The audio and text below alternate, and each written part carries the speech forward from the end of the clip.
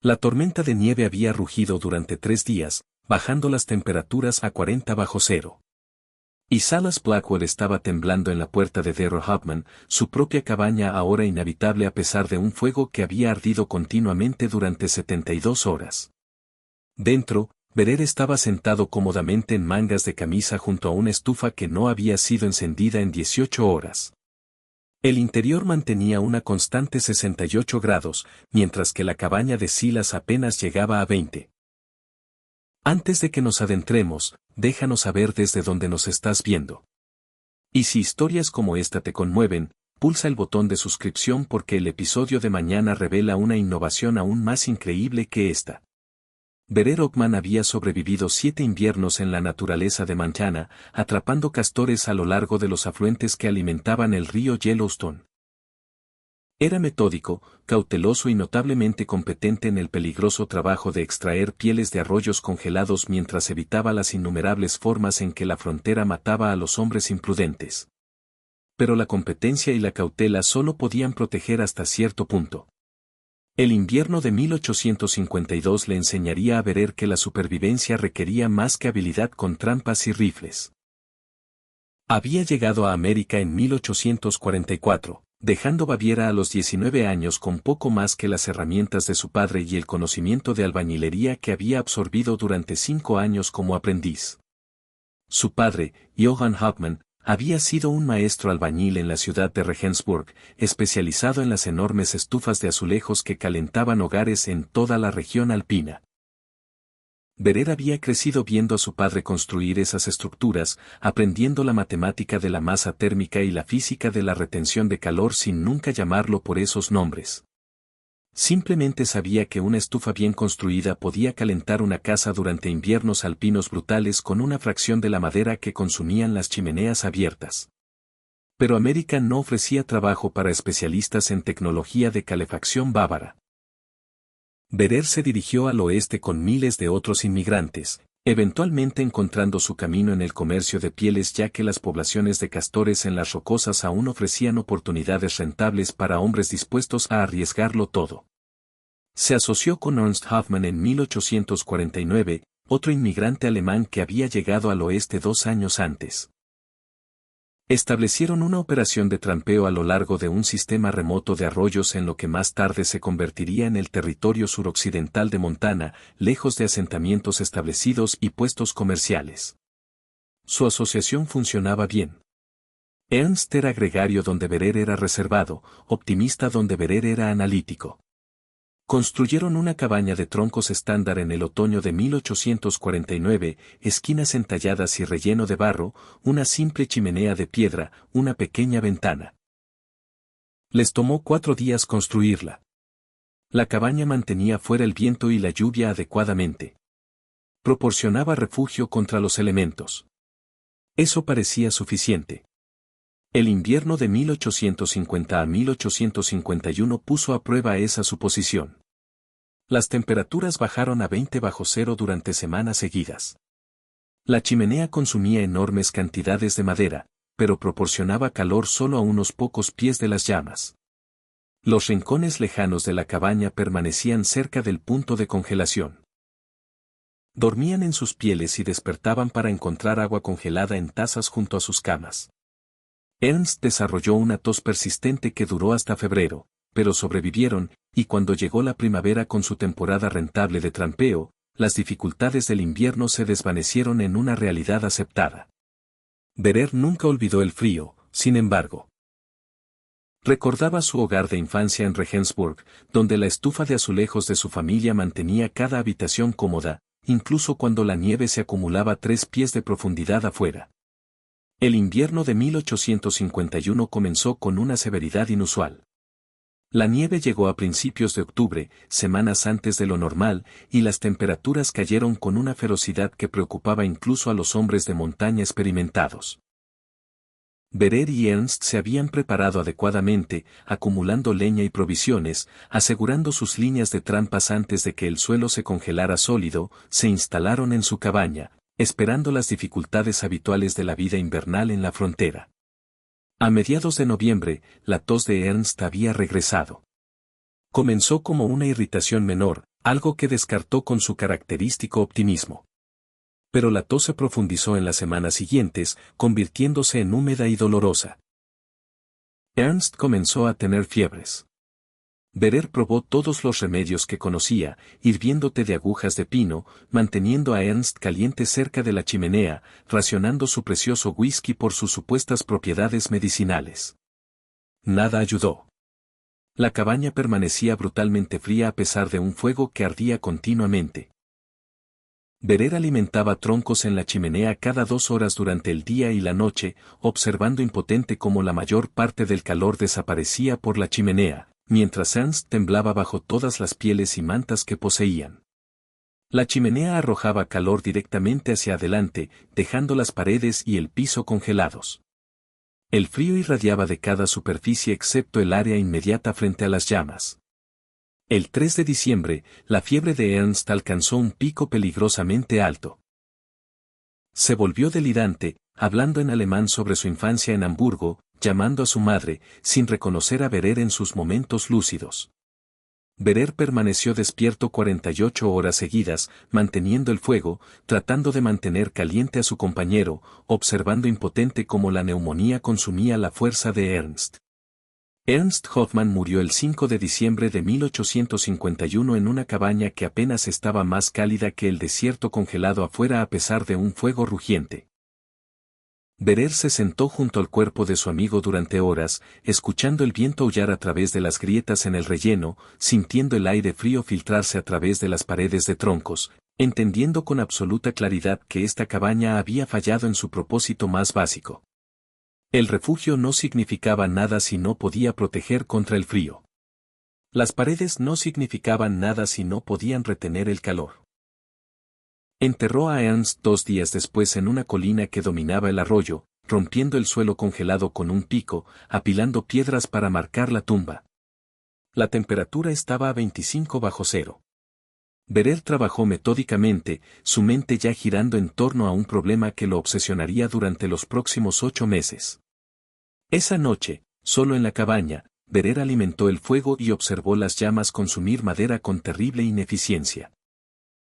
Pensó en la estufa de azulejos de su padre en Regensburg, como había mantenido toda su casa cálida durante 24 horas con una sola carga matutina. Pensó en la masiva estructura de arcilla que había estado en la esquina de su cocina, irradiando calor suave desde cada superficie. Pensó en la física que su padre le había explicado durante esos años de aprendizaje, cómo la masa térmica absorbía calor y lo liberaba lentamente, cómo los caminos de humo adecuadamente diseñados podían capturar calor que de otra manera escaparía. Ernst había muerto porque esta cabaña no podía mantenerse cálida. Ese simple hecho cambió todo lo que Verer pensaba que entendía sobre la supervivencia en la naturaleza. Verer pasó las semanas siguientes a la muerte de Ernst continuando solo su trabajo de trampeo, revisando líneas, procesando pieles, manteniendo la rutina que mantenía cuerdos a los hombres durante inviernos aislados. Pero su mente permanecía fija en el problema del calor, cada vez que regresaba a la cabaña y alimentaba la insaciable chimenea, cada vez que despertaba temblando a pesar de un fuego que había ardido toda la noche, cada vez que calculaba la enorme cantidad de madera que consumía para mantener temperaturas apenas tolerables, pensaba en Baviera. El taller de su padre en Regensburg había contenido dibujos detallados de diseños de estufas de azulejos, algunos transmitidos a través de 3 generaciones de albañiles Hoffmann. Verer había estudiado esos dibujos de niño, aprendiendo a leer las secciones transversales que mostraban los caminos internos de humo, entendiendo cómo los gases de escape calientes viajaban a través de canales serpenteantes dentro de la masa de la estufa antes de finalmente salir por la chimenea. Cuanto más largo el camino, más calor se transfería de los gases a la arcilla y azulejos circundantes. La estufa en su hogar familiar había alcanzado casi 7 pies de altura, construida con ladrillos de arcilla cocida y cubierta con azulejos cerámicos decorativos. Pero la belleza era secundaria a la función. La estructura contenía cientos de libras de arcilla que absorbían calor durante la carga matutina. Su padre cargaba la caja de fuego con madera dura, la quemaba caliente durante 2 a 3 horas, luego cerraba los reguladores. El fuego consumía todo su combustible, calentando la masiva estructura de arcilla a temperaturas que quemarían la piel desnuda. Luego la estufa irradiaba ese calor durante las próximas 20 a 24 horas. Verer recordaba tocar la superficie de la estufa antes de dormir, sintiendo calor suave que nunca fluctuaba, nunca requería atención, nunca demandaba combustible constante. El calor se distribuía uniformemente por toda la casa porque toda la estufa se convertía en una masa radiante, no en una fuente puntual como una chimenea. Su padre había explicado el principio durante una de las lecciones de aprendizaje de Verer. El fuego genera calor, pero la mayor parte de ese calor escapa si no lo capturas. Una chimenea abierta pierde del 80 al 90% de su calor por la chimenea. El desafío es forzar el calor a transferirse a algo que lo retendrá y lo liberará lentamente. La arcilla es perfecta para esto. Absorbe calor fácilmente, almacena tremendas cantidades de energía térmica y la irradia gradualmente durante muchas horas. Verer recordaba ayudar a su padre a construir una estufa para una familia de comerciantes ricos cuando tenía 16 años.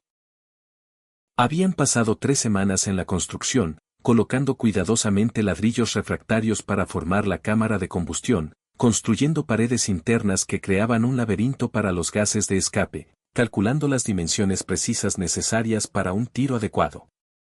El comerciante había cuestionado el gasto y el tiempo. Su padre simplemente había preguntado cuánto madera quería quemar el comerciante cada invierno. Cuando se completó, esa estufa calentaba toda la casa del comerciante con 1/5 de la madera que habían consumido sus chimeneas anteriores. Verer recordaba la expresión asombrada del comerciante cuando tocó la superficie de la estufa 18 horas después de que el fuego se hubiera apagado y la encontró aún cálida. Ahora en una cabaña congelada de Montana, Verer entendía lo que necesitaba construir. La primavera llegó tarde en 1852, pero cuando la nieve finalmente se derritió y los arroyos comenzaron a fluir libremente, Verer emergió del aislamiento invernal con un propósito que rayaba en la obsesión. Continuó trampeando porque necesitaba ingresos para financiar lo que planeaba. Pero su atención había cambiado. Comenzó a visitar campamentos de otros tramperos por toda la región, estudiando sus cabañas con una intensidad analítica que hacía que algunos hombres se sintieran incómodos. Examinó cada sistema de calefacción que encontró. La mayoría de los tramperos usaban chimeneas simples, de piedra o barro, idénticas en principio a lo que había construido con Ernst. Unos pocos tenían estufas de hierro, piezas manufacturadas transportadas al oeste a un costo considerable. Verer estudió estas cuidadosamente, notando sus limitaciones. El hierro absorbía calor rápidamente y lo irradiaba eficientemente, pero el metal no tenía masa térmica. Una estufa de hierro estaba caliente mientras ardía fuego dentro de ella y fría dentro de 1 hora después de que el fuego muriera. Habló con tramperos que habían sobrevivido al brutal invierno, haciendo preguntas detalladas sobre consumo de madera, temperaturas interiores, niveles de comodidad. La mayoría de los hombres aceptaban el frío como inevitable, parte del precio por vivir en las montañas. Dormían en pieles, soportaban mañanas congeladas, quemaban la madera necesaria. La idea de una cabaña verdaderamente cálida parecía un lujo imposible. Pero Verer también encontró hombres que habían perdido compañeros o casi muerto ellos mismos durante los peores fríos. Un trampero llamado Jacob Mills describió despertar para encontrar su cubo de agua congelado sólido a pesar de un fuego que había ardido toda la noche. Otro hombre, Thomas Kerr, había sufrido severas congelaciones en los pies mientras dormía porque el rincón lejano de su cabaña, donde estaba su cama, nunca subía por encima del punto de congelación, sin importar cuánta madera quemara. Verer documentó todo. Comenzó a llevar un pequeño cuaderno, registrando observaciones sobre la construcción de cabañas, notando qué diseños fallaban y cómo. Midió dimensiones de chimeneas, examinó construcciones de chimeneas, estudió cómo diferentes constructores rellenaban sus paredes de troncos. Emergió un patrón que confirmó lo que ya sospechaba. Las técnicas de construcción fronteriza americana priorizaban velocidad y simplicidad sobre eficiencia térmica. Una cabaña era refugio contra la lluvia y el viento, nada más. Visitó el sitio donde Ernst estaba enterrado, parado junto al cairn de piedras, haciendo una promesa silenciosa. Lo que había matado a su amigo no era mala suerte o tragedia inevitable. Era refugio inadecuado, y refugio inadecuado era un problema de ingeniería solucionable. A finales de mayo, Verer había desarrollado un plan claro. Construiría una estufa adecuada de masa térmica, adaptando los diseños de su padre bávaro a condiciones fronterizas y materiales disponibles. No tenía ladrillos cocidos, ni azulejos cerámicos, ni componentes manufacturados, pero tenía arcilla, arena y piedra. Tenía el conocimiento de su padre y su propia formación como albañil. Más importante, tenía certeza absoluta de que lo que planeaba funcionaría. Verer dejó las montañas a principios de junio, guiando 2 caballos de carga cargados con pieles de castor hacia St. Louis. El viaje tomó 3 semanas, siguiendo senderos establecidos a través de un país cada vez más asentado. Vendió sus pieles a una compañía comercial por una ganancia respetable, casi $400 que representaban 7 meses de trabajo peligroso. La mayoría de los tramperos habrían gastado ese dinero en whisky, mujeres y suministros antes de regresar a la naturaleza en una semana. Verer tenía prioridades diferentes. Pasó sus primeros 2 días en St. Louis caminando por el distrito industrial estudiando hornos de ladrillos y talleres de albañilería. Observó a albañiles profesionales trabajando en un proyecto de construcción de almacén, observando sus técnicas para colocar ladrillos refractarios y construir chimeneas. El capataz eventualmente notó al hombre de montaña barbudo que permanecía silenciosamente observando durante horas y se acercó con sospecha. Verer explicó su propósito en inglés con acento, describiendo lo que quería construir. El escepticismo del capataz se transformó en interés cuando Verer esbozó una sección transversal aproximada de una estufa de azulejos bávara en la tierra. El capataz, un inmigrante alemán llamado Wilhelm Brandt, reconoció el diseño inmediatamente. Había visto estufas similares en su juventud en Sajonia. Pasó una tarde explicando materiales y técnicas de construcción americanas, discutiendo qué principios se traducirían a condiciones fronterizas y cuáles requerirían adaptación. Verer llenó páginas de su cuaderno con medidas, proporciones y detalles técnicos. Visitó a un comerciante de herramientas y gastó $35 en equipo especializado, un juego de paletas para trabajar arcilla, un nivel de precisión, cadenas de medición y herramientas metálicas de marcado que le permitirían marcar dimensiones exactas. El comerciante pensó que Verer estaba estableciendo un negocio de albañilería e intentó venderle equipo adicional. Verer declinó. Necesitaba herramientas para una estufa, no para un taller. En un almacén de suministros metalúrgicos, compró artículos que parecían extraños para el kit de un hombre de montaña, 20 libras de alambre de hierro, soportes metálicos diseñados para reforzar estructuras de ladrillo y un termómetro especializado capaz de medir temperaturas hasta 500 grados. El empleado preguntó qué posible uso tenía un trampero para un termómetro de alta temperatura. Verer explicó que necesitaba medir eficiencia térmica. La confusión del empleado era obvia, pero aceptó el dinero de Verer. Verer pasó las noches en una casa de huéspedes convirtiendo los antiguos diseños de estufa de azulejos de su padre para trabajar con materiales fronterizos. Calculó la masa térmica necesaria para calentar una cabaña de trampeo estándar. Esbozó diseños de caminos de humo que maximizarían la transferencia de calor. Trabajó en la matemática de la eficiencia de combustión y retención de calor usando principios que su padre le había enseñado años atrás en Regensburg. También compró libros, algo inusual para un hombre de frontera. Un manual técnico sobre construcción de albañilería, un texto de química que discutía propiedades de arcilla y temperaturas de cocción, y un tratado sobre termodinámica recientemente publicado por un científico francés. La dueña de la casa de huéspedes comentó que Verer era el trampero más estudioso que había alojado. A finales de junio, Verer había gastado casi $80 en herramientas, materiales y conocimiento. Tenía planes detallados para adaptar tecnología de calefacción bávara a condiciones de naturaleza de Montana. Cargó sus suministros en caballos de carga y comenzó el viaje de regreso a las montañas, llevando conocimiento que parecería incomprensible para otros tramperos. Verer regresó a su cabaña a mediados de julio para encontrar todo como lo había dejado, sin disturbios excepto por el clima y los animales. Descargó sus suministros y comenzó a organizarlos con la misma atención metódica que aplicaba a todo. Las herramientas especializadas fueron limpiadas y almacenadas cuidadosamente. Sus cuadernos fueron colocados en un contenedor impermeable. Los libros técnicos fueron envueltos en tela aceitada para protegerlos de la humedad. La noticia de su regreso se extendió por la dispersa comunidad de trampeo.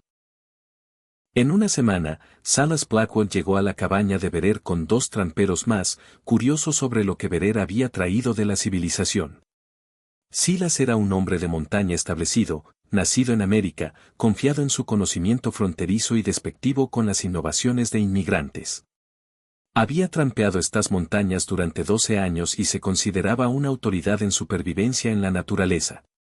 Silas examinó las compras de Bherer con diversión sin disimulo. Tomó las paletas para arcilla y preguntó qué posible uso tenía Bherer para herramientas de albañilería en la naturaleza.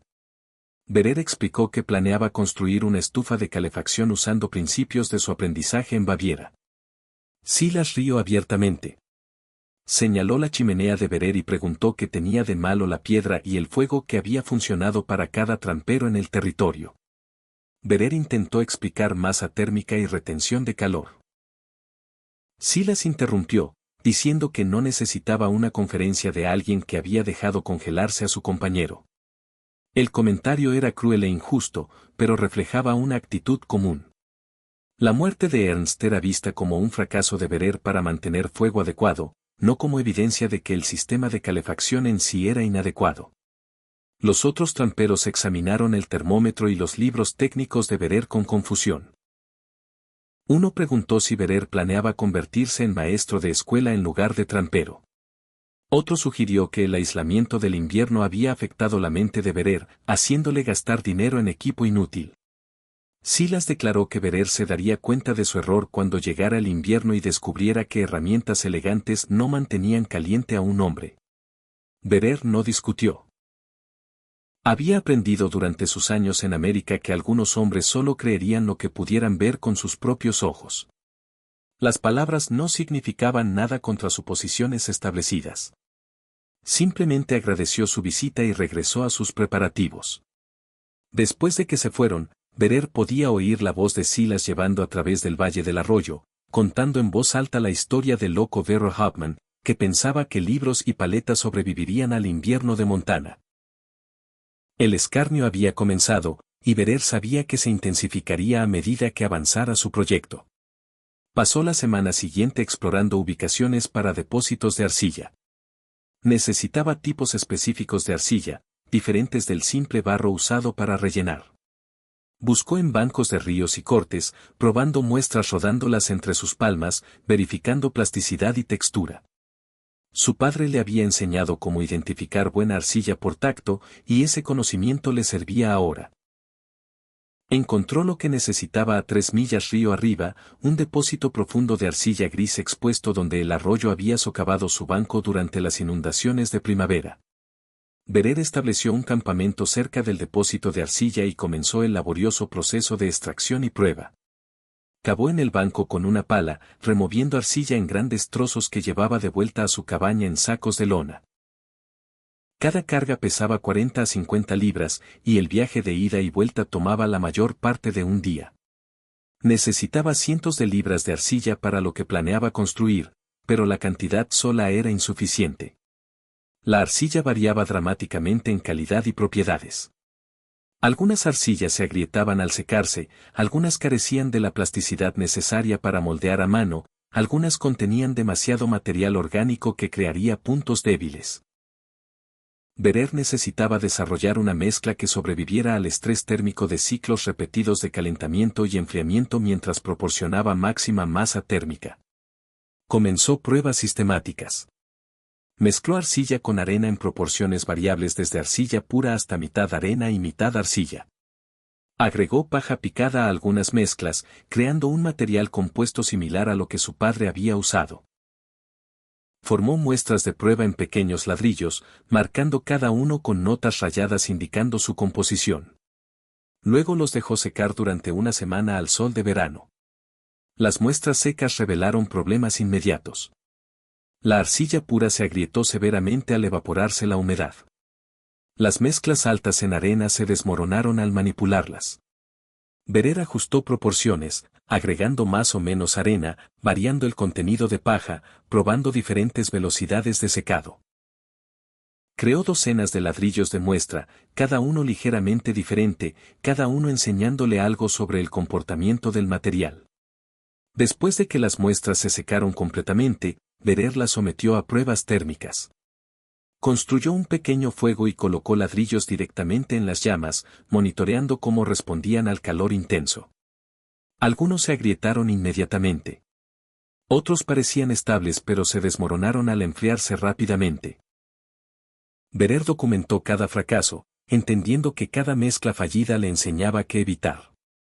Eventualmente desarrolló una fórmula que mostraba promesa: 3 partes de arcilla por 1 parte de arena gruesa con paja picada agregada en aproximadamente 10% del volumen total. La arena proporcionaba integridad estructural, previniendo las severas grietas que plagaban la arcilla pura. La paja creaba una matriz de fibra que daba al material flexibilidad y resistencia al choque térmico. Cuando Verer coció ladrillos de prueba hechos con esta mezcla y luego los enfrió rápidamente, permanecieron intactos. Pero la durabilidad era solo un requisito. Verer también necesitaba masa térmica, la capacidad del material para absorber y almacenar calor. Usó su costoso termómetro para realizar pruebas. Calentó ladrillos de muestra a 200 en su chimenea, luego los removió y monitoreó cuánto tiempo permanecían cálidos. El compuesto de arcilla-arena-paja retenía calor durante horas, irradiando calor mucho después de ser removido de la llama directa. También probó impermeabilización. Los inviernos de Montana traían no solo frío, sino humedad de derretimiento de nieve y humedad. Su estufa necesitaría resistir absorción de agua que podría causar grietas durante ciclos de congelación-descongelación. Verer remojó ladrillos de prueba en agua durante 3 días, luego los monitoreó. La mezcla mostró mínima absorción de agua y mantuvo integridad estructural al secarse nuevamente. Verer comenzó la construcción a principios de agosto, empezando con la cimentación que soportaría lo que planeaba construir. Sabía por cálculos que su estufa pesaría entre 800 y 1.000 libras cuando se completara. Un piso de cabaña estándar, simplemente tierra compacta o tablones sueltos colocados sobre vigas de piso, no podía soportar ese peso concentrado. Necesitaba una cimentación adecuada que distribuyera la carga y previniera asentamiento que podría agrietar su estructura cuidadosamente construida. Seleccionó una esquina de su cabaña opuesta a la chimenea existente, maximizando la distribución de calor por todo el espacio interior. Usando una pala, excavó el piso de tierra a una profundidad de 18 pulgadas, creando un pozo de 4 pies cuadrados. La excavación reveló las vigas de piso de la cabaña, que simplemente eran troncos colocados directamente en el suelo en el método fronterizo estándar. Verer las reforzó conduciendo postes de soporte adicionales en la tierra debajo de donde estaría su estufa, creando una red de postes espaciados cada 12 pulgadas. Pasó 2 días transportando piedras planas desde un lecho de arroyo cercano, seleccionando piezas que se apilaran apretadamente con mínimas grietas. Colocó estas piedras cuidadosamente en el pozo excavado, creando una base sólida que se extendía debajo de la línea de congelación. Entre las piedras, empacó su mezcla de arcilla, llenando cada grieta para crear una plataforma monolítica. El resultado fue una plataforma de piedra y arcilla capaz de soportar tremendo peso sin asentarse o moverse. Silas Blackwood visitó durante esta fase de construcción, trayendo 3 tramperos más para observar el progreso de Verer. Silas se paró al borde de la excavación y preguntó con confusión exagerada por qué Verer estaba construyendo una bodega dentro de su cabaña. Los otros hombres rieron. Verer explicó que estaba creando una cimentación para su estufa de calefacción. Silas examinó la masiva plataforma de piedra y declaró que Verer estaba desperdiciando una semana de trabajo para soportar algo que debería tomar un día construir. Uno de los tramperos preguntó cuán pesada sería la estufa de Verer si requería tal cimentación. Verer explicó que pesaría aproximadamente 900 libras. Los tramperos intercambiaron miradas de incredulidad. Silas afirmó rotundamente que ninguna estufa necesitaba pesar 900 libras, que Verer claramente estaba construyendo algo inútil e impráctico, y que en invierno, Berer derribaría esta ridícula cimentación y construiría una chimenea sensata como todos los demás. Berer continuó trabajando sin responder al escarnio. Entendía que explicar principios de masa térmica a hombres que nunca habían encontrado el concepto era inútil. Ellos veían el peso como un problema a minimizar. Berer veía la masa como la característica esencial que haría funcionar su estufa. La diferencia fundamental en comprensión hacía imposible el diálogo. Después de que los tramperos se fueron, Berer podía oír sus voces llevando a través del valle mientras regresaban a sus campamentos. Las fuertes declaraciones de Silas sobre la locura de Hoffmann llegaban claramente a Berer. El alemán estaba construyendo una caja de piedra dentro de su cabaña. Había desperdiciado dinero en herramientas y libros. Se congelaría el próximo invierno mientras estaba sentado junto a su inútil monumento a la terquedad inmigrante. Berer dejó curar la cimentación durante 5 días, manteniendo la arcilla húmeda para que se secara lentamente sin agrietarse. Usó este tiempo para preparar materiales para la siguiente fase, procesando más arcilla, cortando paja en longitudes precisas, organizando su secuencia de construcción. Con la cimentación completamente curada, Berer comenzó a construir el primer nivel de su estufa. Esta sección inferior serviría como compartimento de almacenamiento de madera, manteniendo el combustible seco mientras utilizaba el calor ascendente de niveles superiores para precalentar la madera antes de quemarla. El principio era eficiencia a través de integración. Cada elemento del diseño servía múltiples propósitos. Comenzó formando una estructura de caja rectangular directamente sobre la cimentación de piedra usando su mezcla de arcilla para crear paredes de 6 pulgadas de espesor. Trabajó lentamente, construyendo las paredes en capas, permitiendo que cada capa se asentara parcialmente antes de agregar la siguiente. Su padre le había enseñado que apresurar el trabajo con arcilla llevaba a grietas y debilidad estructural. La paciencia durante la construcción significaba durabilidad por décadas después. Las dimensiones interiores del compartimento de almacenamiento de madera fueron cuidadosamente calculadas, 2 pies de ancho, 2 pies de profundidad y 18 pulgadas de alto. Lo suficientemente grande para contener combustible para varios días. Lo suficientemente pequeño para que la madera almacenada se beneficiara del calor pasivo que ascendía a través de la estructura superior. Berer formó una abertura arqueada en la parte frontal, creando acceso para cargar madera mientras mantenía fuerza estructural. El arco requirió un moldeado cuidadoso usando una forma de madera que talló específicamente para este propósito. A medida que las paredes subían, Berer incrustó piedras planas a intervalos regulares dentro de la matriz de arcilla. Estas piedras servían propósitos duales. Agregaban refuerzo estructural, creando un material compuesto más fuerte que la arcilla sola. También agregaban masa térmica, aumentando la capacidad total de almacenamiento de calor de la estructura. Su padre había usado esta técnica en Baviera y Berer la adaptó a materiales fronterizos. Después de 5 días de trabajo paciente, el primer nivel estaba completo. Berer retrocedió y examinó su progreso. La estructura parecía cruda comparada con las estufas de azulejos terminadas de su juventud, pero la ingeniería fundamental era sólida. Paredes gruesas, refuerzo de piedra integrado y atención cuidadosa a requisitos de carga creaban una base que soportaría la compleja estructura que planeaba construir arriba. Virgil Preston visitó durante esta fase, curioso sobre lo que Berer estaba construyendo. Virgil era diferente de Silas. Era más joven, menos seguro de su propio conocimiento y más dispuesto a observar sin juicio inmediato. Examinó el compartimento de almacenamiento de madera y hizo preguntas inteligentes sobre su propósito. Berer explicó el principio de precalentamiento, cómo almacenar madera en calor ascendente expulsaría la humedad y aumentaría la eficiencia de combustión. Virgil parecía genuinamente interesado, pero incierto. Preguntó si Berer estaba seguro de que funcionaría, si había construido tales estufas antes. Berer admitió que solo había asistido a su padre, que esta era su primera construcción independiente. La expresión de Virgil mostró duda, pero no se burló. Simplemente dijo que esperaba que funcionara y que Berer no hubiera desperdiciado su verano en un experimento que fallaría. Después de que Virgil se fue, Berer continuó su trabajo. Necesitaba dejar curar el primer nivel al menos una semana antes de construir el segundo nivel.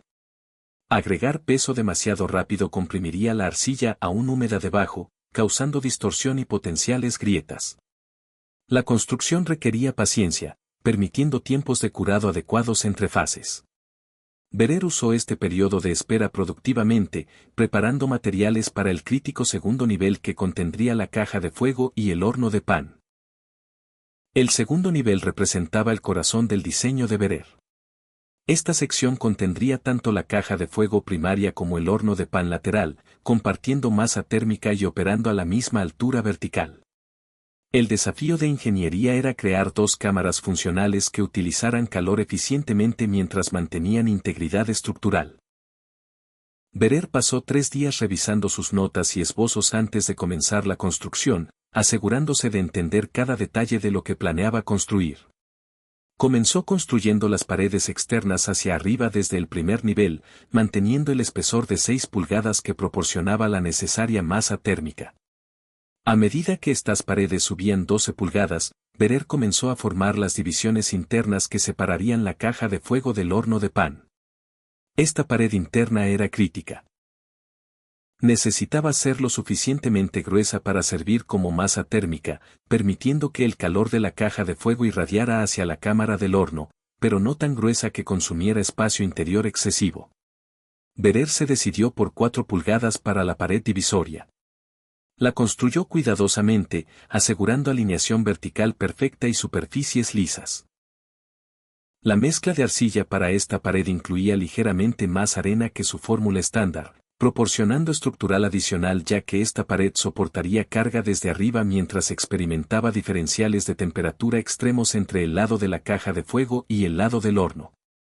La cámara de la caja de fuego ocupaba la posición frontal donde Berer podía acceder fácilmente para cargar combustible y manejar la combustión. Formó esta cámara con atención meticulosa a las dimensiones.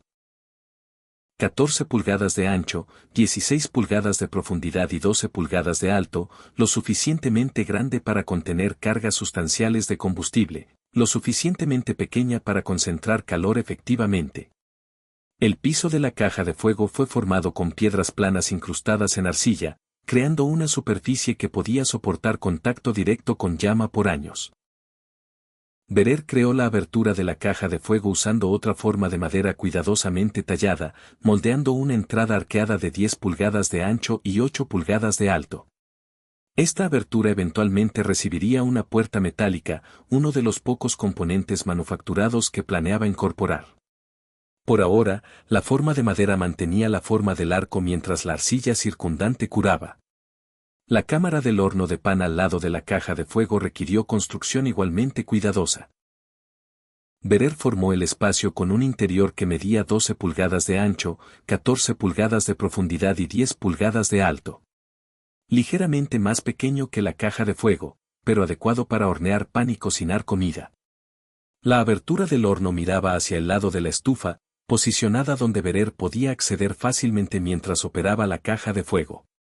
El elemento más crucial era el camino de aire que Berer creó en la base de la pared divisoria. Formó un canal estrecho de solo 2 pulgadas de alto conectando la caja de fuego con el horno de pan a nivel del piso. Este canal permitiría que el aire caliente fluyera desde la caja de fuego hacia el horno, calentándolo por convección, mientras el calor radiante de la pared de masa térmica compartida proporcionaba calefacción adicional. Mientras Berer trabajaba en este nivel, Silas llegó con un grupo más grande de tramperos, quizás 6 o 7 hombres que habían oído sobre el extraño proyecto de construcción de Hoffman. Se pararon observando mientras Berer moldeaba cuidadosamente la arcilla, formando cámaras y pasajes con precisión obvia. Con ambas cámaras del segundo nivel formadas, Berer enfrentó su tarea más desafiante, creando el sistema interno de conductos que capturaría calor antes de permitir que los gases de escape escaparan. Esta arquitectura invisible determinaría si su estufa triunfaba o fallaba. El principio era elegante, pero requería ejecución precisa. Los gases calientes naturalmente suben, buscando el camino de menor resistencia. El desafío de Berer era forzar esos gases a través de un camino serpenteante más largo que maximizara el contacto con la masa térmica. Comenzó formando un canal en la parte trasera de la cámara de la caja de fuego. Este canal, de 3 pulgadas de ancho y 4 pulgadas de alto, recibiría el flujo inicial de escape caliente. En lugar de permitir que los gases subieran directamente hacia arriba, Berer dirigió este canal horizontalmente a lo largo de la pared trasera de la estufa. El canal viajaba toda la anchura de la estructura antes de llegar a la esquina opuesta. En esta esquina, Berer formó un ascenso vertical, permitiendo que los gases subieran 8 pulgadas antes de encontrar otro canal horizontal. Este segundo pasaje corría de regreso a través de la estufa en dirección opuesta, creando el primer segmento del camino serpenteante. Los gases viajarían de ida y vuelta, perdiendo calor a la arcilla circundante en cada giro. La construcción era técnicamente exigente. Berer necesitaba mantener dimensiones de canal consistentes mientras construía paredes de arcilla alrededor de espacio vacío. Usó formas temporales de madera, piezas cuidadosamente talladas que soportaban la arcilla hasta que lograba suficiente fuerza para mantener su forma. Estas formas eventualmente se quemarían durante la primera cocción, pero eran esenciales durante la construcción. Creó 3 pasadas horizontales completas dentro de la masa de la estufa, cada una separada por ascensos verticales. La longitud total del camino desde la caja de fuego hasta la salida final era aproximadamente 12 pies. A pesar de las dimensiones exteriores compactas de la estufa, cada pie de ese camino representaba área de superficie donde gases calientes contactarían arcilla fría, transfiriendo energía térmica que luego irradiaría hacia la cabaña. El aspecto más crítico era mantener tiro adecuado. Los canales necesitaban permitir que los gases fluyeran libremente sin crear contrapresión que pudiera forzar humo hacia la cabaña. Berer calculó el área de sección transversal necesaria basado en principios que su padre le había enseñado, asegurando flujo adecuado mientras maximizaba contacto de superficie. Silas llegó durante esta fase con su habitual séquito de escépticos. Examinó las paredes externas subiendo por encima del nivel de la caja de fuego y preguntó dónde estaba la chimenea. Berer explicó que estaba construyendo canales internos de captura de calor antes de que los gases eventualmente salieran. Silas exigió saber por qué alguien haría que el humo viajara a través de un laberinto en lugar de simplemente dejarlo subir directo por una chimenea. Berer intentó explicar principios de transferencia de calor, como los gases llevaban energía térmica que se desperdiciaba si se permitía escapar inmediatamente. Silas interrumpió, declarando que esta era la idea más estúpida que había encontrado en 12 años de vida en las montañas. Predijo que toda la estructura se llenaría de humo en la primera cocción, que Berer se ahogaría con los humos de su propia astucia. Los otros tramperos estuvieron de acuerdo entusiastamente. Uno sugirió que Berer estaba construyendo un horno que lo cocinaría a él en lugar de su comida. Otro dijo que el monumento de Hoffman se estaba volviendo más impresionante y más inútil con cada semana que pasaba. Berer continuó trabajando, removiendo cuidadosamente las formas temporales a medida que cada sección curaba, inspeccionando los canales internos para asegurar que fueran lisos y sin obstrucciones. Con los caminos internos de conductos completos y adecuadamente curados, Berer comenzó la construcción del tercer nivel. Esta sección proporcionaría capacidad de cocción activa directamente sobre la caja de fuego mientras creaba masa térmica adicional para almacenamiento de calor. El desafío de ingeniería era integrar superficies de cocción funcionales con el sistema de conductos serpenteantes que había construido debajo, asegurando que los gases calientes completaran su viaje de transferencia de calor antes de finalmente salir por la chimenea. Berer construyó las paredes externas hacia arriba, manteniendo su espesor estándar de 6 pulgadas. A medida que estas paredes subían otras 12 pulgadas, selló cuidadosamente la parte superior de los canales internos de conductos, creando una superficie superior sellada para los pasajes serpenteantes debajo. Esta superficie se volvería extremadamente caliente durante la cocción ya que los gases de escape viajarían debajo de ella, haciéndola ideal para aplicaciones de cocción que requerían calor sostenido alto. En la posición central frontal directamente sobre la caja de fuego, Berer creó una superficie de cocción plana aproximadamente de 10 pulgadas cuadradas. Formó esta área usando su mezcla de arcilla más densa reforzada con piedras planas que distribuirían calor uniformemente. Esta superficie alcanzaría temperaturas suficientes para hervir agua o freír comida dentro de minutos de encender la caja de fuego. La alineación vertical directa con la cámara de combustión debajo aseguraba máxima transferencia de calor a esta área de cocción primaria. Al lado de esta posición de cocción central, Verer construyó una plataforma elevada con áreas empotradas dimensionadas para sostener ollas de cocción estándar. Esta zona de calentamiento se beneficiaría del calor radiante que ascendía a través de la masa de la estufa sin experimentar las intensas temperaturas de la superficie de cocción directa. La comida podía cocinarse a fuego lento aquí durante horas, o comidas preparadas podían mantenerse cálidas sin quemarse. Los gases de conducto, habiendo viajado a través de su camino serpenteante y transferido la mayor parte de su energía térmica a la masa circundante, finalmente necesitaban una ruta de salida. Verer formó un canal de chimenea vertical en la esquina trasera de la estufa, posicionado para recibir el escape enfriado después de su viaje completo a través del sistema de captura de calor. Esta chimenea subiría a través del cuarto nivel y eventualmente a través del techo de la cabaña. El cuarto y nivel superior era más simple en construcción, pero igualmente importante funcionalmente. Verer construyó las paredes otras 14 pulgadas hacia arriba, creando una cámara final que serviría principalmente como espacio de almacenamiento. La parte superior de la estufa, casi 7 pies sobre el piso de la cabaña, sería el área más cálida y seca en toda la estructura. Perfecta para almacenar utensilios de cocina, manteniéndolos secos y listos para usar, o para secar hierbas y otros materiales que se beneficiaran de calor suave sostenido. Verer formó una superficie superior plana para este nivel superior, creando una plataforma final donde ollas y recipientes de cobre podían descansar. La chimenea continuaba hacia arriba a través de este nivel, saliendo en la parte superior de la estructura. Formó cuidadosamente la abertura de la chimenea, creando un encaje que eventualmente recibiría un tubo de chimenea exterior que se extendería a través del techo. A medida que la estructura alcanzaba su altura completa, dominando el interior de la cabaña, el escarnio de los tramperos vecinos se intensificó. Silas traía visitantes específicamente para maravillarse con el monumento de Hoffman a la estupidez. La masiva estructura de arcilla ocupaba casi un cuarto del espacio interior de la cabaña. Hombres se paraban afuera y miraban por la ventana la enorme construcción, sacudiendo sus cabezas en incredulidad.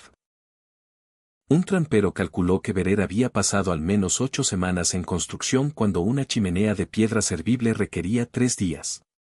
Otro notó las cientos de libras de arcilla que Verer había transportado desde el banco del arroyo. Verer permitió que la estructura completada curara durante 2 semanas completas antes de intentar su primera cocción. Durante este tiempo, construyó la chimenea exterior que llevaría el escape sobre la línea del techo, sellando cuidadosamente la penetración a través del techo de la cabaña para prevenir infiltración de agua. Instaló una puerta metálica para la caja de fuego usando bisagras de hierro y un mecanismo de pestillo simple. Construyó una puerta metálica más pequeña para el horno de pan. La estufa estaba lista para pruebas.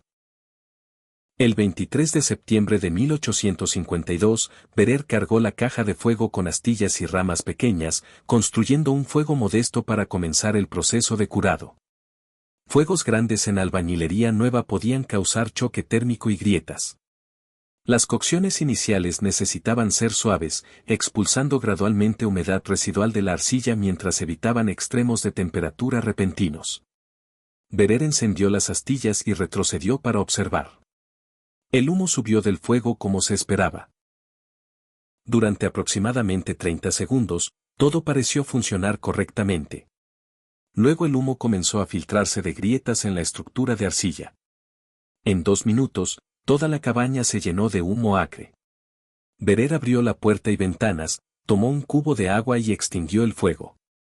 Se paró afuera tosiendo, observando humo salir de su cabaña, entendiendo que algo en su diseño había fallado catastróficamente. Silas llegó en 1 hora, de alguna manera habiendo sabido del desastre con velocidad notable. Se paró riendo abiertamente mientras Verer examinaba la estructura humeante. Silas declaró que cualquiera con sentido común podría haber predicho este resultado, que diseños extranjeros complicados eran inútiles comparados con métodos americanos simples, y que Berer debería derribar su monumento y construir una chimenea adecuada antes del invierno. Berer no respondió. Estaba analizando el fracaso, tratando de entender qué había salido mal. El humo se había filtrado de la estructura en el tercer nivel, sugiriendo que los canales internos de conductos habían fallado en mantener tiro. O los canales estaban bloqueados, demasiado estrechos o configurados incorrectamente para permitir flujo adecuado. Sin tiro adecuado, los gases de combustión no tenían camino a seguir y simplemente permeaban a través de la estructura de arcilla donde podían. Durante los siguientes 3 días, Berer desmanteló cuidadosamente el tercer nivel, exponiendo los canales internos de conductos que había construido semanas antes. Descubrió su error inmediatamente. Uno de los pasajes horizontales había colapsado parcialmente durante la construcción o curado, creando una restricción que bloqueaba el flujo. El camino serpenteante, en lugar de guiar gases a través de la masa térmica, había creado un callejón sin salida que forzaba el humo a encontrar rutas alternativas a través de la arcilla porosa. Berer reconstruyó la sección afectada, esta vez usando soportes temporales adicionales para asegurar que los canales mantuvieran su forma durante el curado. También aumentó ligeramente el área de sección transversal de cada pasaje, proporcionando más margen de error y asegurando tiro adecuado incluso si existían irregularidades menores. Las reparaciones tomaron una semana completa, durante la cual Silas visitó 2 veces para recordarle a Berer que diseños simples no requerían reparaciones complicadas. A principios de octubre, Berer estaba listo para un segundo intento. Construyó otro fuego pequeño, observando intensamente mientras el humo comenzaba a subir. Esta vez, el humo viajó adecuadamente a través de los canales internos y salió por la chimenea. Ningún humo se filtró de la estructura. El tiro era fuerte y consistente. Berer mantuvo el fuego pequeño durante 3 horas, monitoreando cada aspecto del rendimiento de la estufa. Berer realizó una serie de pruebas controladas durante las siguientes 2 semanas, aumentando gradualmente la intensidad del fuego mientras documentaba el rendimiento térmico de la estufa. Cada prueba proporcionaba datos sobre cómo su creación funcionaba realmente comparada con sus cálculos teóricos. Los resultados excedieron sus expectativas en algunas áreas y revelaron ajustes necesarios en otras. Durante la primera cocción sustancial, Berer cargó la caja de fuego con pino curado y lo dejó arder caliente durante 2 horas. Usó su costoso termómetro para medir temperaturas en varios lugares de la superficie exterior de la estufa. La superficie de cocción directamente sobre la caja de fuego alcanzó 380 grados. Las áreas de calentamiento lateral midieron 220 grados. El nivel de almacenamiento superior mantuvo 160 grados. Las paredes externas promediaron 140 grados en todo. Después de que el fuego consumió todo su combustible y murió hasta carbones, Berer cerró la puerta de la caja de fuego y los reguladores, sellando el sistema. Luego monitoreó cuánto duraba el calor. La superficie de cocción permaneció sobre 200 durante 6 horas. El área de calentamiento lateral se mantuvo lo suficientemente caliente para mantener comida cálida durante 12 horas. Las paredes externas continuaron irradiando calor cómodo durante 18 horas después de que el fuego se hubiera extinguido completamente. Berer colocó una olla de agua en la superficie cocción 8 horas después de que el fuego hubiera muerto. El agua se calentó hasta hervir a fuego lento en 20 minutos, demostrando que la energía térmica almacenada permanecía funcionalmente útil mucho después de que cesara la combustión activa. Colocó masa de pan en el horno de pan lateral 10 horas después de la cocción. El pan se horneó adecuadamente durante la siguiente hora, logrando corteza dorada e interior completamente cocido. La eficiencia comparada con su antigua chimenea era dramática. La chimenea había requerido alimentación constante, consumiendo un cordón completo de madera cada 10 días durante clima frío mientras proporcionaba calor solo a unos pocos pies de las llamas. La estufa de Berer usaba aproximadamente 1/5 de la madera mientras calentaba toda la cabaña uniformemente. La diferencia no era marginal. Era revolucionaria. Pero Berer mantuvo su éxito en silencio. Continuó sus actividades normales de trampeo, revisando líneas y procesando pieles mientras el otoño avanzaba hacia invierno temprano. Cuando otros tramperos visitaban, veían la masiva estufa, pero Verer no ofrecía demostraciones ni explicaciones. Silas continuaba haciendo chistes sobre el monumento de Hoffman, asumiendo que la estructura era decorativa más que funcional, ya que Verer nunca parecía usarla de manera conspicua. En realidad, Verer encendía la estufa una vez cada mañana, una práctica que se volvió rutina. Cargaba la caja de fuego con madera dura, la quemaba caliente durante 2 a 3 horas mientras preparaba el desayuno y organizaba el trabajo del día, luego cerraba los reguladores y salía hacia sus líneas de trampas. Cuando regresaba por la tarde, la cabaña permanecía cálida. La superficie de la estufa aún estaba lo suficientemente caliente para cocinar la cena. Durante la noche, el calor radiante mantenía temperaturas interiores cómodas mientras dormía. Virgil Preston visitó a principios de noviembre y notó el calor de la cabaña a pesar de no haber fuego visible. Preguntó directamente a Verer si la estufa funcionaba como pretendía. Verer confirmó que sí, pero no ofreció elaboración. Virgil examinó la estructura más cuidadosamente, tocando superficies que estaban cálidas en todo, viendo pan horneándose en el horno lateral, observando ollas hirviendo a fuego lento en los niveles superiores. Su expresión mostró confusión impresionada, pero no dijo nada más. El invierno llegó temprano en 1852, repitiendo el patrón que había matado a Ernst el año anterior. La nieve comenzó a caer a mediados de noviembre con intensidad inusual y las temperaturas bajaron constantemente a través de diciembre. Para la primera semana de enero de 1853, la naturaleza de Montana estaba encerrada en un frío brutal que ponía a prueba cada estructura y cada hombre que había elegido pasar el invierno en las montañas. La temperatura cayó a 20 bajo cero el 7 de enero, luego 30 bajo el 9 de enero. El 11 de enero, el termómetro de Verer registró 42 grados bajo cero al amanecer, y la temperatura nunca subió por encima de 35 bajo durante el día. Estas eran condiciones de supervivencia que empujaban los métodos de construcción fronteriza a sus límites absolutos. Verer mantuvo su rutina. Cada mañana, encendía su estufa durante 2 a 3 horas, cargando la caja de fuego con madera dura densa que ardía caliente y limpia. La masiva masa térmica absorbía calor con eficiencia paciente, almacenando energía que sostendría temperaturas cómodas durante las próximas 24 horas. El interior de su cabaña permaneció entre 65 y 70 durante el frío intenso.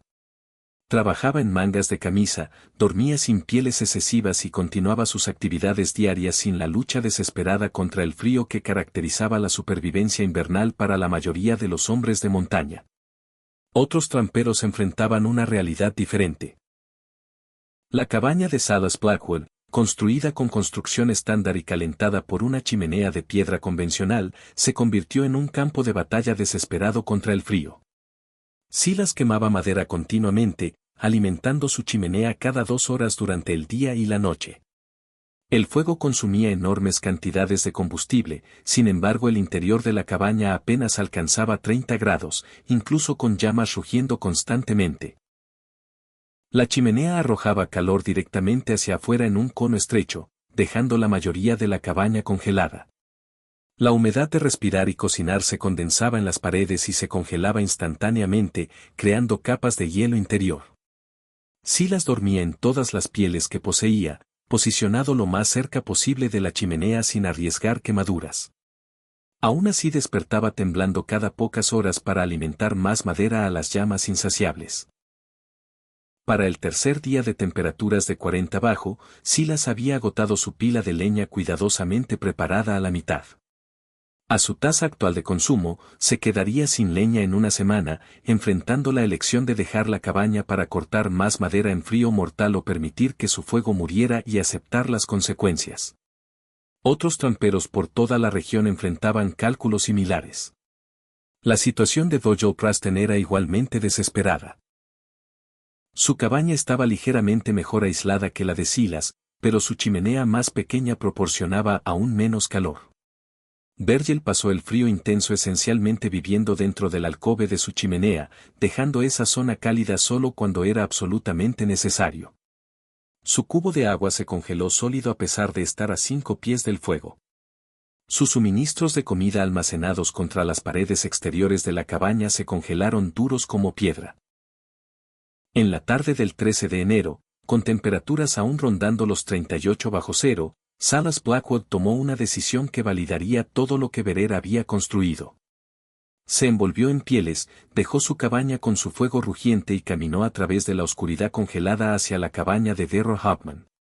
El viaje de menos de media milla en ese frío era genuinamente peligroso, pero Silas había alcanzado el punto donde el orgullo importaba menos que la supervivencia.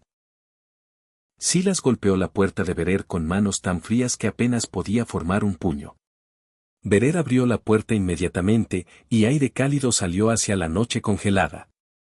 Silas entró y se detuvo, aturdido por lo que encontró. El interior de la cabaña era genuinamente cálido, no el frío apenas tolerable que pasaba por espacio calentado en inviernos fronterizos. Berer estaba de pie en una simple camisa de lana, sin pieles, sin capas excesivas, completamente cómodo. Silas miró la masiva estufa de arcilla. No ardía fuego en la caja de fuego visible. La estructura parecía fría e inactiva. Sin embargo, la cabaña era más cálida que la suya había estado en 3 días a pesar de su fuego continuo. Silas preguntó cómo era posible. Berer explicó que había encendido la estufa esa mañana durante 2 horas y no la había tocado desde entonces. Silas insistió en que Berer estaba mintiendo, que ningún fuego podía mantener una cabaña cálida durante 14 horas en temperaturas de 40 bajo cero. Berer caminó hacia la estufa e invitó a Silas a tocar su superficie. Silas colocó su mano congelada contra la pared de arcilla y retrocedió por el calor. Toda la estructura irradiaba calor, cada superficie contribuyendo a la temperatura de la cabaña. Berer señaló pan horneándose en el horno lateral, masa que había sido colocada allí 1 hora antes. Mostró a Silas una olla en la plataforma de calentamiento superior donde un guiso hervía a fuego lento, cocinándose suavemente sin llama visible. Silas permaneció en silencio procesando lo que estaba presenciando. Su propia cabaña con un fuego que había ardido constantemente durante 72 horas mantenía temperaturas interiores alrededor de 20 a 25 grados. La cabaña de Berer con una estufa que no había sido encendida en 14 horas mantenía temperaturas cerca de 70 grados. La diferencia era de 45 a 50 grados y demolía cada suposición que Silas tenía sobre calefacción y supervivencia. Berer ofreció a Silas café y comida, ambos calentados por el calor residual de la estufa. Mientras Silas se descongelaba y comía, Berer explicó los principios detrás de su diseño. La masiva estructura de arcilla absorbía calor durante la cocción matutina, almacenando tremenda energía térmica en cientos de libras de material. Los canales internos de conductos forzaban gases de escape calientes a través de 12 pies de camino serpenteante, transfiriendo calor que de otra manera escaparía por una chimenea.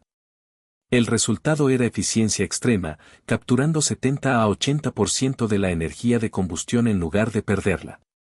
Silas preguntó cuánta madera quemaba Berer. Berer le mostró su modesta pila de leña y explicó que usaba aproximadamente un cordón de madera cada 40 días. Silas estaba quemando un cordón cada 8 a 10 días y apenas sobrevivía.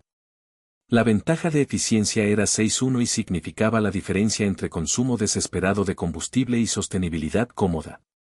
Mientras Silas se preparaba para regresar a su propia cabaña, preguntó directamente a Berer si enseñaría este método de construcción a otros. Berer dijo que compartiría todo lo que sabía con cualquiera que quisiera aprender. Silas asintió lentamente, luego admitió que había estado equivocado. Había burlado los esfuerzos de Berer, llamado a su estufa un monumento a la estupidez y desechado el conocimiento extranjero como inútil. Las temperaturas de 40 bajo habían probado lo contrario. La ingeniería importaba más que la tradición. La noticia se extendió por la comunidad de trampeo con velocidad notable. En una semana de la visita de Silas, Berer recibió un flujo constante de tramperos pidiendo examinar su estufa y aprender cómo se construyó. Hombres que habían burlado la construcción ahora permanecían respetuosamente en silencio, tocando las superficies cálidas, observando el pan horneándose y ollas hirviendo a fuego lento. Entendiendo que habían presenciado innovación nacida de necesidad y conocimiento. Virgil Preston llegó con una solicitud detallada. Quería que Berer lo ayudara a construir una estufa idéntica en su propia cabaña. Ofreció pagar a Berer por su tiempo y experiencia, proporcionar cualquier labor que Berer necesitara para seguir instrucciones exactamente como se daban. Berer aceptó pero rechazó el pago. Ayudaría a Virgil porque Ernst Hoffmann había muerto en una cabaña fría. Y si el conocimiento de Berer podía prevenir otras muertes, compartirlo era obligación, no negocio. La construcción de la estufa de Virgil comenzó a finales de enero durante un breve periodo de calentamiento cuando las temperaturas subieron a apenas 10 bajo cero. Berer trajo sus herramientas y materiales y enseñó a Virgil todo el proceso desde la cimentación hasta el tubo final de chimenea. Excavaron la cimentación juntos con Berer explicando cálculos de carga y prevención de asentamiento.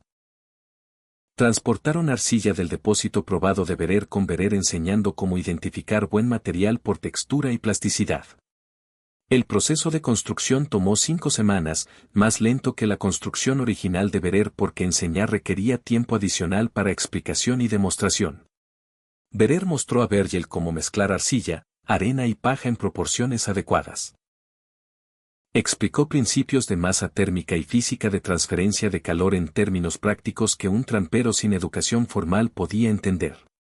Demostró cómo construir los canales internos de conductos usando formas temporales y técnicas de capas pacientes. Otros tramperos visitaron durante la construcción, observando el proceso y haciendo preguntas.